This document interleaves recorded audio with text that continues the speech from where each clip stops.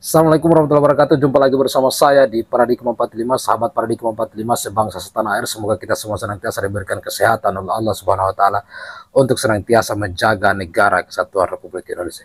Sahabat Paradigma 45, tentu kita semua akan bersepakat dengan Kiai Haji Madudin Al-Bantani yang kemudian hari ini di Majalengka kemarin mengatakan bahwa kita harus terus melawan pemalsuan makam dan pembelokan sejarah yang dilakukan oleh kelompok dari Bani Alawi, dari kelompok Rabito Alawiyah ini, yang hari ini betul-betul beberapa oknum dari mereka ini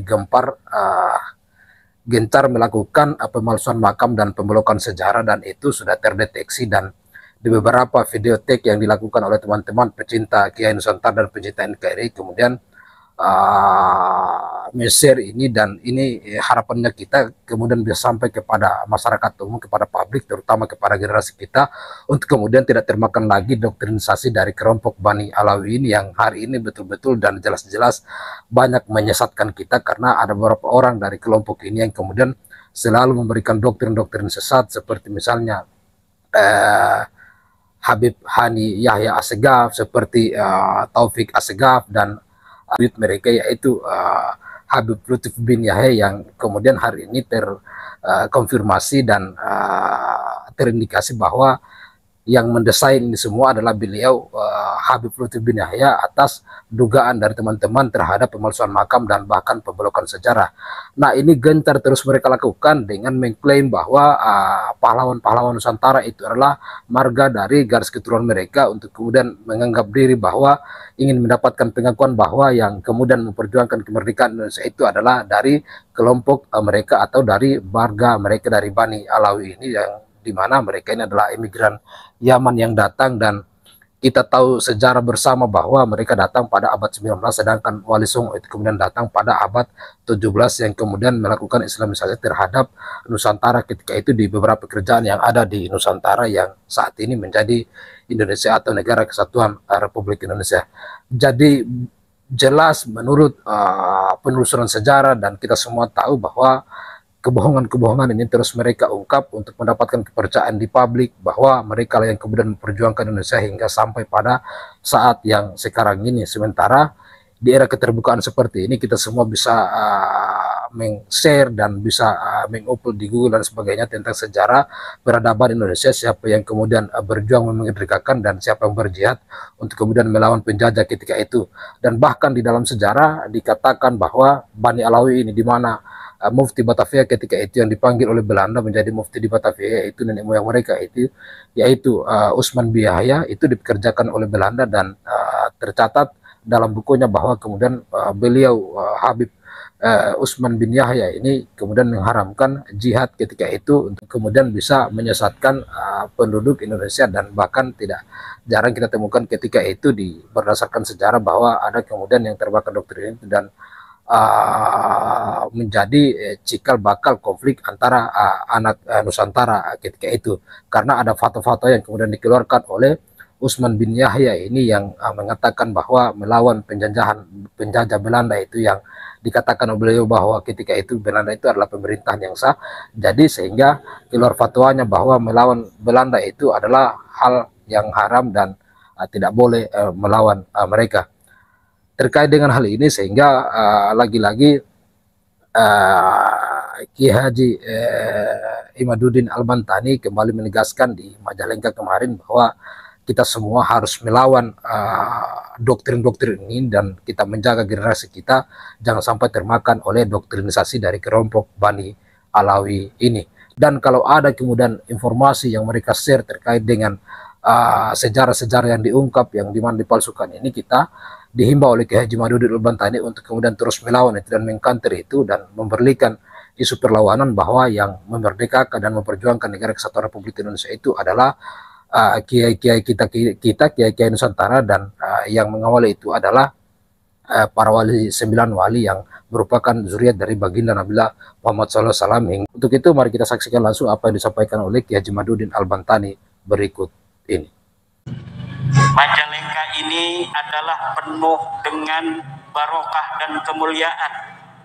Doa-doa para wali, Syekh Sunan Gunung Jati, Syekh Datuk Kahfi, kakek daripada Pangeran Santri Sumedang, dan seluruh para aulia-aulia di Majalengka, para ulama-ulama yang sudah tiada maupun yang sekarang ada, yang senantiasa akan setia terhadap ajaran Islam Kanjeng Nabi Muhammad, yang akan tetap setia terhadap ajaran Kanjeng Nabi Muhammad, yang akan tetap setia terhadap ajaran para sahabat, para tabi'in, para tabi'in, kemudian sampai kepada para ulama-ulama kita di hari ini, yaitu akidah Islam Ahlus Sunnah wal. Mencintai ahli bait adalah kewajiban menurut ahli sunnah wal jamaah. Kita harus mencintai ahlu baitnya Rasulullah. Siapa ahlu baitnya Rasulullah? Ahlu bait, ahlu itu artinya penghuni, bait itu artinya rumah. Ahlu bait adalah penghuni rumah Rasulullah, yaitu keluarga-keluarga terdekat Rasulullah, ditambah oleh Bani Hashim dan Bani Muttalib yang hidup di masa Rasulullah sallallahu alaihi wasallam. Belakangan ini saya dituduh tidak mencintai ahli bait karena saya meneliti nasab dari para orang-orang yang mengaku sebagai keturunan Rasulullah. Saya dituduh tidak mencintai dzurriyyat Rasul. Saya bukan tidak mencintai dzurriyyat Rasul, tapi saya tidak percaya Anda yang mengaku-ngaku dzurriyyat Rasul sekarang ini sebagai dzurriyyat Rasul yang benar. Masalahnya di situ. Bukan saya tidak mencintai dzurriyyat Rasul, tapi saya tidak percaya orang-orang yang selalu mengaku dzurriyyat Rasul hari ini adalah dzurriyyat Rasul yang asli. Berdasar apa? Berdasarkan penelitian saya tentang nasab-nasab para dzurriyyat Rasul dari kitab-kitab nasab abad ke-4, abad ke-5, abad ke-6, abad ke-7, abad ke-8, abad ke-9. Juga kemudian melihat dari abad ke-10 sampai abad ke-15 hari ini. Dari penelitian saya itu, orang-orang yang selalu mengaku-ngaku bahwa dirinya adalah keturunan Rasulullah ternyata tidak bisa dikonfirmasi bahwa mereka adalah keturunan Rasulullah, yaitu dari mereka yang mengaku sebagai keturunan Alwi bin Ubaidillah, yang Ubaidillah ini mengaku sebagai keturunan Ahmad.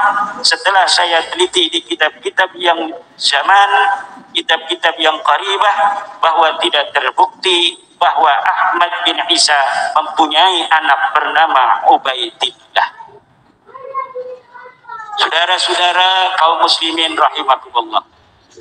Ada orang yang bilang, Imaduddin, nanti kamu apakah tidak malu bertemu Rasulullah, telah menabikan, telah menyakiti dzurriyyatnya Nabi. Di saat nanti orang-orang akan memohon syafaatnya Kanjeng Nabi, kau tidak akan dilihat kalau kau menyakiti daripada turunan Nabi.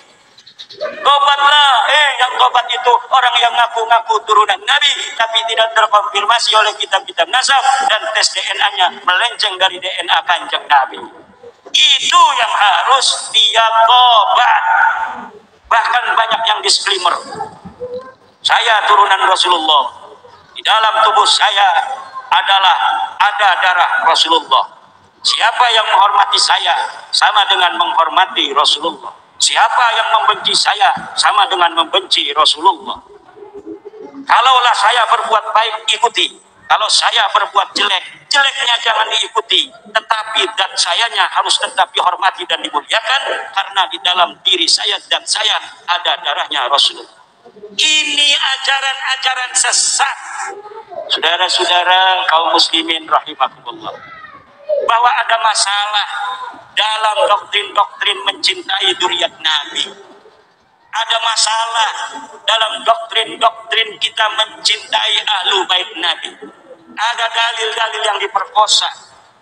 Dari dalil-dalil yang khusus untuk ahli bait Nabi yang ada di masa Nabi, kemudian digunakan untuk kepentingan mereka agar manusia-manusia taat dan tunduk pada mereka, untuk kemudian digunakan bukan hanya untuk kegunaan agama tapi juga untuk kegunaan politik. Karena sekarang banyak yang orang nyantol-nyantolin karena dia sudah berprestasi, kemudian dia supaya lebih hebat bikin cantolan-cantolan nasab itu. Bahkan kuburan-kuburan baru banyak sekarang yang didirikan untuk agar supaya dianggap leluhurnya itu banyak jasa di negeri kita. Padahal prestasi leluhurnya ketika hidup tidak ada, dibikin-bikin ceritanya. Sekarang sejarah proklamasi diubah. Siapa yang menentukan hari proklamasi? Siapa yang menjadi pencetus hari proklamasi? Siapa yang mencetus Nahdlatul Ulama? Semuanya dirubah oleh orang-orang yang gila hormat, orang-orang yang dia sekarang pengen dihormati dengan cerita-cerita palsu tentang jasa-jasa leluhurnya di masa lalu, padahal ketika hidup leluhurnya hanya jadi seorang pengkhianat. Tetapi mereka sekarang ingin dimuliakan, ingin dihormati. Hati-hati, sejarah kita harus dijaga, jangan sampai dirubah. Kalau sedikit ada orang ceramah membuat sejarah-sejarah yang tidak sesuai dengan fakta sejarah, harus langsung anak-anak NU, anak-anak Ansor, anak-anak Pagar Nusa bikin video tandingannya agar sejarah palsu ini jangan menyebar di tengah masyarakat tanpa ada yang mengkoreksinya. Ini yang harus kita beri pemahaman, kesadaran kepada masyarakat. Insya Allah kita berada di dalam Shiratal Mustaqim karena demi cinta kita kepada umat Islam, cinta kita terhadap agama Islam, dan cinta kita kepada zuriat Nabi, cinta kita kepada ahli bait Nabi, cinta kita kepada kanjeng Nabi besar Muhammad sallallahu alaihi wa alihi wasallam. Doktrin-doktrin yang mengatakan bahwa manusia berbeda dari sisi keturunannya itu harus dilawan.